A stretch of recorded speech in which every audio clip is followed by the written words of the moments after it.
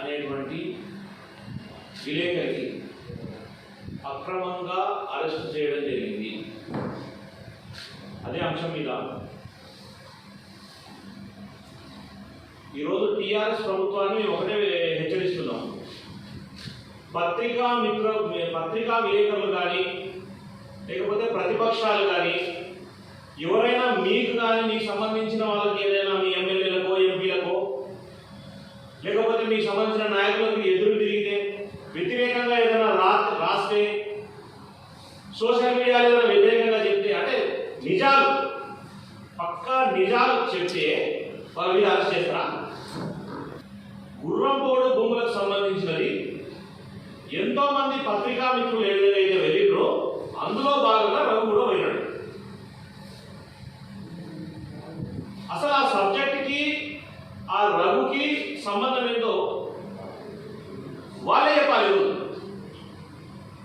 ఏదో తీవ్రవాదులు ఏదో మర్డర్ చేస్తే మర్డర్ కేసులో ఏమన్నా నిందితుని పట్టుకొని పోతారు చూడండి, లేకపోతే ఐఎస్ఐ తీవ్రవాదులను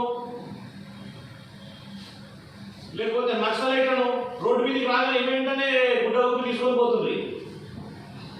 గట్ల ఈరోజు విలేకరులను తీసుకోబోతున్నారు.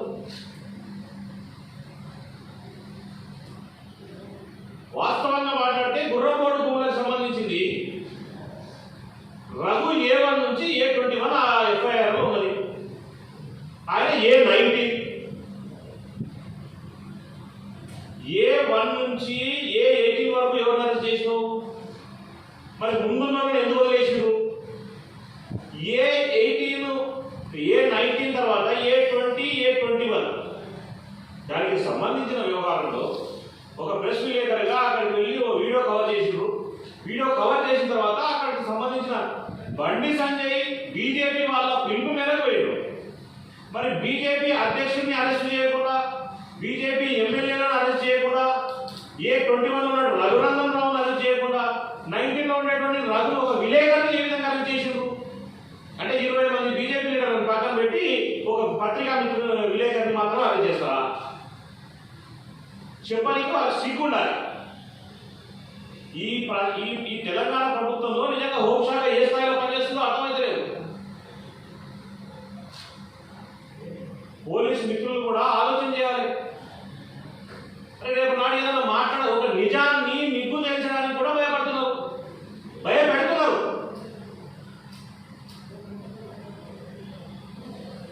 ఇదంతా చూస్తా ఉంటే బీజేపీ టీఆర్ఎస్ ములాఖతులుగా కనపడుతుంది టోటల్గా మాట్లాడాలంటే. దాంట్లో ఈ మిత్రులు పత్రికా విలేకరులు బకరాలు అవుతున్నారు. ఈరోజు దుబాక ఎలక్షన్ తీసుకోండి.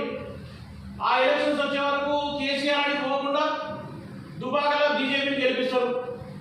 నాగార్జున సాగర్కి వచ్చేసరికి అక్కడ ఎవరో డమ్మీ క్యాండిడేట్ పెడతారు. అక్కడ కేసీఆర్ 2 సార్లు పోతాడు, బీజేపీ మాత్రం ఏం మాట్లాడకుండా అక్కడ వీళ్ళు గెలుస్తారు. లింగోజిగూడకు వచ్చేసరికి ఇద్దరు పోతాయి. బీజేపీ టీఆర్ఎస్ పోతాయి. ప్రజలకు అర్థమైపోయింది. అక్కడ చూసి ఇక్కడ చూసి హైదరాబాద్ వాళ్ళ బతికేదో బండారం పెట్టబెట్టి కాంగ్రెస్ గెలిపించారు.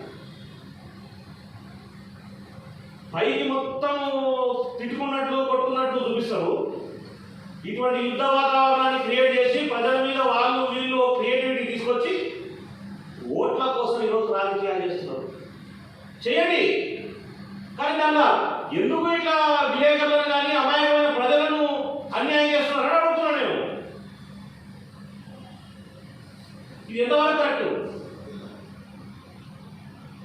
సిగ్గుండా కదా వాళ్ళకి ఇద్దరన్నా రఘు చేసిన దానికి ఏంటది? ఆడ పోయింటూ బండి సంజయ్తో ఏదో మాట్లాడి బండి సంజయ్కి డైరెక్షన్స్ ఇచ్చిండు అది అన్నట్టు ఎఫ్ఐఆర్లో చెప్పారు. మరి బండి సంజయ్ ఇప్పుడు ఎవరైనా సలహా ఇచ్చిన అరేంజ్ చేస్తారా? చేసిన అరేంజ్ చేస్తారా? అరే నువ్వు వాళ్ళు సంపురా అనేటువంటి అరేంజ్ చేస్తారా? సంపిలోని అరేంజ్ చేస్తారా? చేసి ఇద్దరు చేయాలి కదా. ఒక విలేకరు అంటే మన బీజేపీలో చేస్తే మరి నేను పైనుంచి మోడీ ఒప్పుతాడు కదా. ఎందుకంటే యావత్ తెలంగాణనే కాదు యావత్ భారతదేశంలో కూడా కలుస్తుంది. ఎక్కడ అక్రమంగా మాట్లాడితే అక్కడ లిస్టుపై లోపలేయాలి. పత్రికా మిత్రులందరికీ మరొకసారి చెప్తున్నాను, మీరే మీ జర్నలిజం కోసం మీరు ఈరోజు మీకు నిక్కచ్చిగా రాసే వార్తలు రాయడానికి ఎంతో దాని పరిస్థితులు ఏర్పడతాయి. ప్రజలు కూడా నిజంగా వాస్తవాలు చెప్పే వాళ్ళను ఎంకరేజ్ చేయాల్సిన అవసరం ఉంటుంది. ఈరోజు యావత్ యువజన కాంగ్రెస్ ప్రభుత్వ మద్దతుగా ఉంటున్నాం మేము. అన్ని జిల్లాలలో రేపు కలెక్టర్లకు కూడా యూత్ కాంగ్రెస్ ఆధ్వర్యంలో మెమోరాండాలు ఇస్తాం. ఇది కరెక్ట్ కాదు. ఎందుకంటే ప్రభుత్వం పనిచేయనప్పుడు గవర్నర్ దగ్గరికి పోవాలి.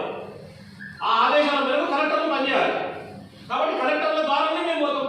కలెక్టర్లకు ఆదేశాలు ఇస్తాం, గవర్నర్ దృష్టికి తీసుకోమని చెప్తాం. ఈరోజు ప్రజలకు ప్రతి విషయాన్ని తెలియజేసే పత్రిక. ఆ పత్రికని నోరు తొక్కేస్తే, పత్రికనే చంపేస్తే ఏంటి? ఒక నమస్తే తెలంగాణ ఒకటి చూస్తుంటాం స్వామి. మేము కరెక్ట్ కాదని చెప్తున్నాం. మేము ఆయన చెప్పింది మిషన్ వైద్యంతో 1000 కోట్లు పెట్టిన బయటపెట్టమని అంటున్నారు. మరి గదేదో చూపిస్తాడు ఆయన. ఐక్య పక్కన ఉన్న 43 ఎకరాల నుంచి కోట్లాడుతున్నాడంట. అంటే ఇక్కడ ఉన్న అసలు భూములు కబ్జా చేసిన వాళ్ళనేమో వదిలేస్తారు, కబ్జా చేసిండ్రా నాయన అని చెప్పేటోని మాత్రం అరెస్ట్ చేస్తారా? ఇది ఎక్కడ అన్యాయం? తెలంగాణలో ఏం నడుస్తుంది, ఏం జరుగుతుంది? తెలంగాణ తెచ్చుకున్నది, తెలంగాణ ముందు 1200 మంది విద్యార్థులు ఆత్మ బలిదానాలు చేసుకుంటే ఈరోజు తెలంగాణ వచ్చింది. వచ్చిన తర్వాత కూడా మళ్ళీ ఆత్మ బలిదానాలే జరుగుతుంది. విద్యార్థులు ఉద్యోగాలు లేక చచ్చిపోతున్నారు. నిన్న కూడా ఒక నిరుద్యోగి చనిపోయాడు నల్లగొండల, స్కూల్ టీచర్. భార్య 10 సంవత్సరాల పిల్లోడు. దేనికంటే తినడానికి తినలేదు, అప్పుల బాధలు పెరిగిపోయింది, ఇంట్లో కిరాయి కట్టుకోలేదు. మరి నిరుద్యోగుల కోసం, విద్యార్థుల కోసం ఏం చేసి ఈరోజు తెలంగాణ వచ్చిన తర్వాత?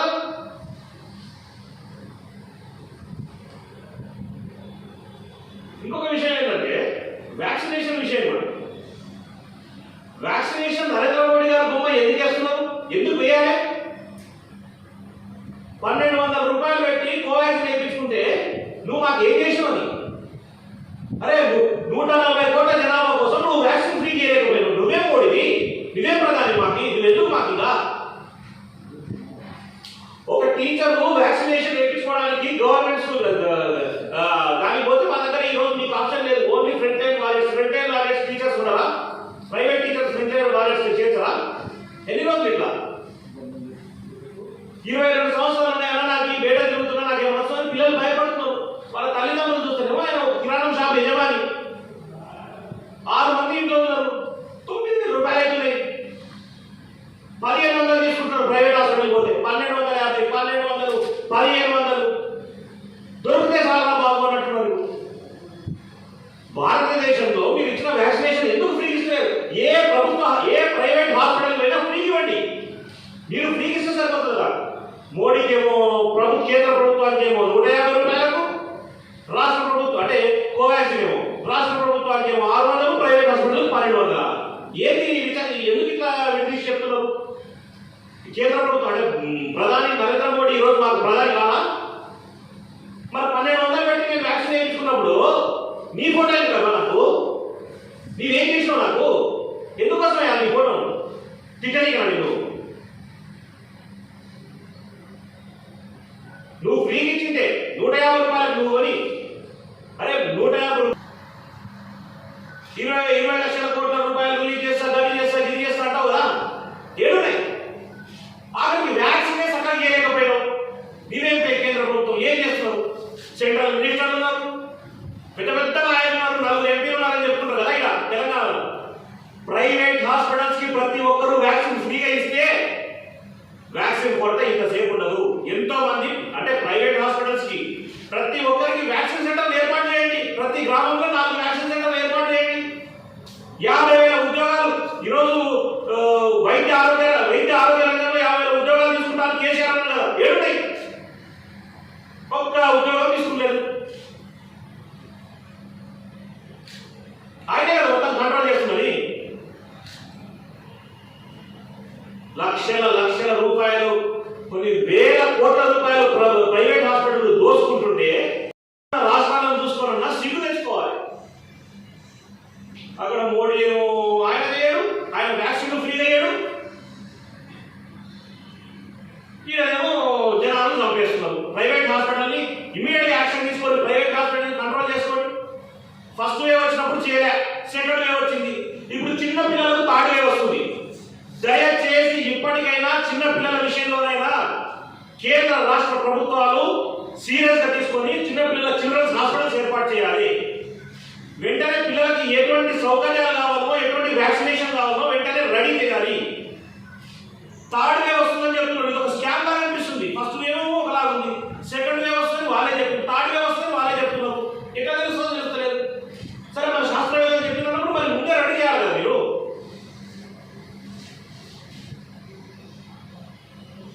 కాబట్టి మీరు అందరికీ చెప్తున్న థర్డ్ వేవ్ అయినా ఎట్టి పరిస్థితుల్లో చిన్న పిల్లలైనా కాపాడుకోవాలి. ఎందుకంటే మనందరం ఇదందరూ మనకేమైనా అయితే తట్టుకోగలుగుతున్నాం. మన పిల్లలకి ఈరోజు మనం బతికేది పిల్లలైనా, పిల్లల కోసం చాలా మంది ఆ పిల్లలే ఇబ్బంది పడితే రేపు మన పరిస్థితి ఏంటి?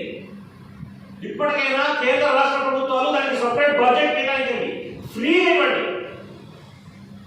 ఫ్రంట్ లైన్ వారియర్స్ కు ఫ్రీ అయ్యాలని పత్రికా మిత్రులకు అందరికి ఫ్రీ అని కొట్లాడితే లాస్ట్ ఎప్పుడో మనం చేసినారు. వ్యాక్సినేషన్ ఇదే విధంగా పోతే దాదాపు సంవత్సరం 2 సంవత్సరాలు పడుతుంది. ప్రజలను కాపాడుకోవాల్సిన మీరే వ్యాక్సిన్ ఫ్రీ ఇవ్వకపోతే ఇట్లా కేంద్రానికి ఎందుకు ఓటేయాలా? కేంద్రం ఎందుకు ఉన్నది? ఇప్పుడు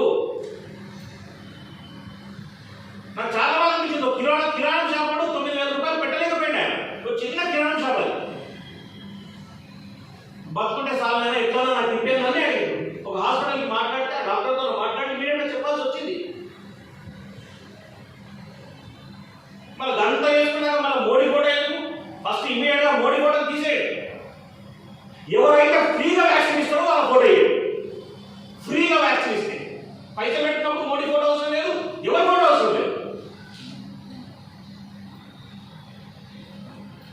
భరతమాత ఫోటో వేయండి, లేకపోతే మన రాజ్యాంగం ఫోటో వేయండి, అంతే. భారతదేశం ఫోటో వేయండి. ఏం చేసినా ఈరోజు? కాబట్టి రఘుకు అండగా మేము యూత్ కాంగ్రెస్ అండగా ఉంటుందని కూడా తెలియజేస్తున్నాం. రేపు అన్ని జిల్లాలలో కూడా, అన్ని కలెక్టర్ ఆఫీసులో కూడా తప్పకుండా ఒక మెమోరాండం ఇస్తాం. విలేకరి మిత్రులను కాపాడండి. ఎవరైతే ప్రశ్నిస్తారో ప్రశ్నించే గొంతులను కాపాడితేనే ప్రజాస్వామ్యం నిలబడుతుంది అని చెప్పి ప్రతి ఒక్క జిల్లాలో విలేకరులకు మద్దతుగా యావత్ యూత్ కాంగ్రెస్ ఉంటుందని కూడా మీ అందరికీ తెలియజేస్తున్నాను. ఈ బీజేపీ టీఆర్ఎస్ లీడర్లకు స్క్రిప్ట్ లాగా నడుస్తుంది టోటల్ గా. టీఆర్ఎస్ ప్రభుత్వంలోకి వెళ్ళి బయటికి పోయిన ఈటెల రాజేందర్ గారేమో బీజేపీలో పోయారు. పోతున్నా అని చెప్తున్నారు, ఊహాగానాలు వస్తున్నాయి. మీ పత్రికా విలేకరుల మధ్యలో మేము కూడా చూస్తున్నాం. అది పోతున్నారా పోతలేరా ఇంకా ఆయన ఓపెన్ గా చెప్పలేకపోయారు. పేపర్లలో పోతున్నాడు చెప్పడం జరిగింది. ఆయన రిజైన్ చేసిపోతున్నా, నేను రిజైన్ చేస్తున్నా నేను మనం ప్రకటించినట్టున్నాను. కేసీఆర్ ఈరోజు ఒకటే చెప్తున్నాం, మీకు నిజంగా దమ్ముంటే ఇదే తెలంగాణ ప్రభుత్వానికి సిగ్గు, శరం, ధైర్యం, దమ్ము ఏమాత్రం ఉన్నా 12 మంది మా కాంగ్రెస్ ఎమ్మెల్యేలు కాంగ్రెస్ హస్తం గుర్తు మీద గెలిచి టీఆర్ఎస్ పార్టీలకు పోయిన వాళ్ళని వెంటనే రాజీనామా చేయించి వారిని వెంటనే మళ్ళీ ఎలక్షన్ పోటీ చేయి. నిజంగా దమ్ముంటే పోటీ చేయి. కాంగ్రెస్ పవర్ ఏదో, కాంగ్రెస్ సత్తా ఏదో తెలుస్తుంది. ఈడ గెలిచిపోయి ఆడేదో దాకా లోపల పోయి అవతల పోయి లోపల జాయిన్ అయ్యారు.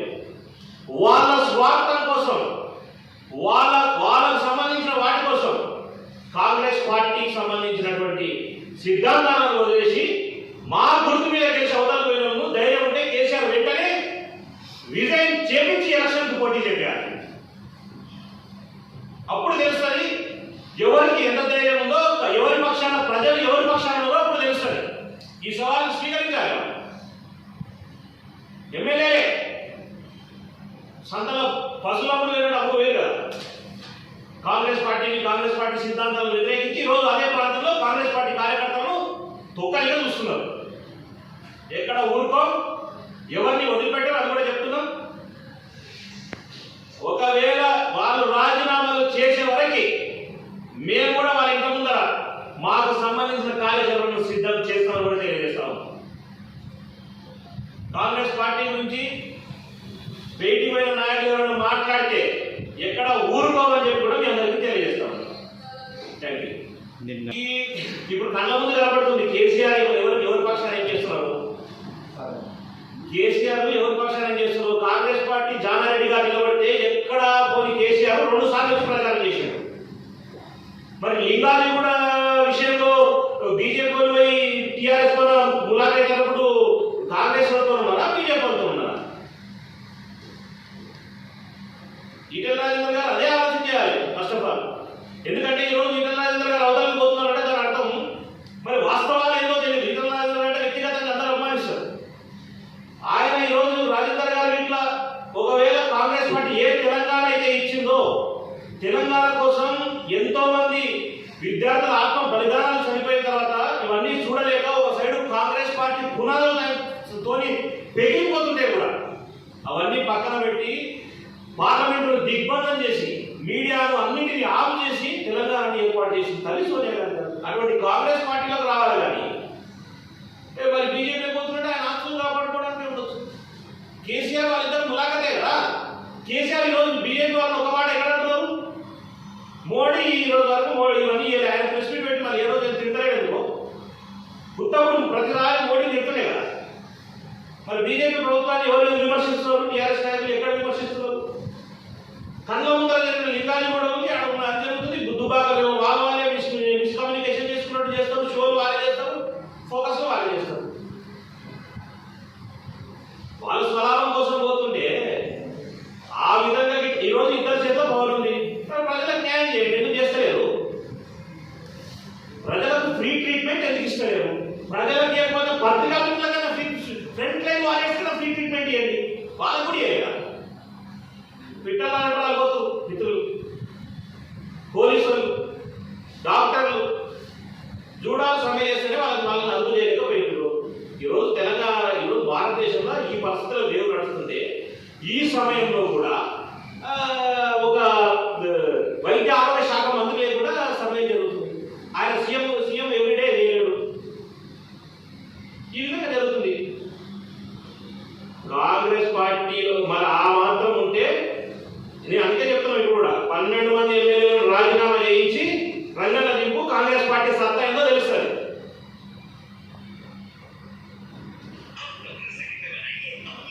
ఈరోజు కలుస్తున్నాం. ఆయన కుటుంబ సభ్యులకు మా తరఫున ఎంత మద్దతు చేయాలని మద్దతిస్తాం.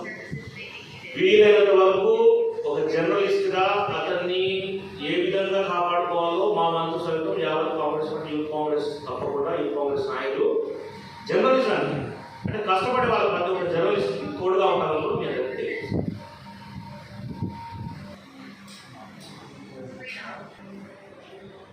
ఈరోజు ఇందాక మీరు అడిగిన ప్రశ్నకి రాజేందర్ గారు ఈరోజు మాట్లాడుతున్నారు కదా, వాస్తవానికి చెప్పాలంటే ప్రజలకు అందరికీ తెలుసు ఇటువంటి విపత్తు ఇంతకుముందు ఎప్పుడు వచ్చినా కాంగ్రెస్ పార్టీ నాయకులు కానీ, అప్పటి సోనియా గాంధీ కానీ, అప్పటి మన్మోహన్ సింగ్ కానీ ఏ విధంగా ఎదుర్కొన్నారు.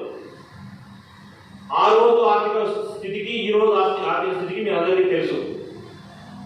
బీజేపీ ప్రభుత్వం వచ్చిన తర్వాత పరిస్థితి ఏ స్థాయిలో పోయిందో, ఏ స్థాయిలో దిగజారిపోయిందో అందరికీ తెలుసు. రాజేందర్ గారు మరి బీజేపీలోకి వెళ్తున్నారని చెప్పి మీ పత్రిక ముఖంగానే నేను కూడా తెలుస్తున్నది. ఏ ఉద్దేశంతో ఆయన ఒక వామపక్ష భావజాలం కలిగిన వ్యక్తి కాబట్టి మేమందరం ఆశించడం యువతలకే రావాలి, లేకపోతే సొంత పార్టీ పెట్టలేము అని. టీఆర్ఎస్ కు వ్యతిరేకంగా టీఆర్ఎస్ దగ్గర బయటికి పోయి రాజీనామా చేసిన వ్యక్తి బీజేపీ లాంటి ఒక మతానికి సంబంధించి అంటే బీజేపీ లాంటి పార్టీకి ఏ విధంగా వెళ్ళిందో అర్థం కావట్లేదు. అంటే దేనికోసం పోయింది బీజేపీ? ఈరోజు ఫ్రీ వ్యాక్సిన్ ఇచ్చినందుకు మోడీ పోయింది. ఆక్సిజన్ ఇవ్వనందుకు, ఆక్సిజన్ లేకపోతే లక్షల మంది చనిపోయినందుకు బీజేపీ పోతున్నారా? అంటే 18 సంవత్సరాల నుంచి 45 సంవత్సరాల లోపు ఉండే వాళ్ళకి వ్యాక్సినేషన్ ఇస్తా అని చెప్పి ఈ రోజు వరకు కూడా స్టార్ట్ చేయడానికి పోతున్నారా? బీజేపీ సర్కార్ ఏం చేసింది? రెండో దశ కోవిడ్ ఈ రెండో దశను ప్రేరేపించినందుకు పోతున్నారా? మూడో దశ మూడో దశ వస్తుంది అని చెప్పినా తగు జాగ్రత్తలు తీసుకోవడం చేస్తున్నాడా? లేకపోతే ఆస్తులు కాపాడుకోవడానికి పోతున్నాడా? ఈరోజు రాజేందర్ గారు రాష్ట్ర వ్యాప్తంగా ఆయనకు అభిమానులు ఉన్నారు. ఆయన తీసుకునే నిర్ణయము ఇప్పటికైనా సరైన నిర్ణయం తీసుకోవాలి. ఆయన వ్యక్తిగతమైన విషయం. కానీ కాంగ్రెస్ పార్టీ మీద కాంగ్రెస్ పార్టీ వాళ్ళు ఒకటంటే ఏ రోజున చూసినా పొద్దు లేచి కాంగ్రెస్ పార్టీ మిమ్మల్ని నిట్టేది. బీజేపీ టీఆర్ఎస్ ప్రభుత్వాలు అట్లా ప్రాబ్లమే. కాబట్టి మూడో వేవ్కి దయచేసి పిల్లలకు సంబంధించిన దానికైనా కాపాడవలసిందిగా కోరుతున్నాను.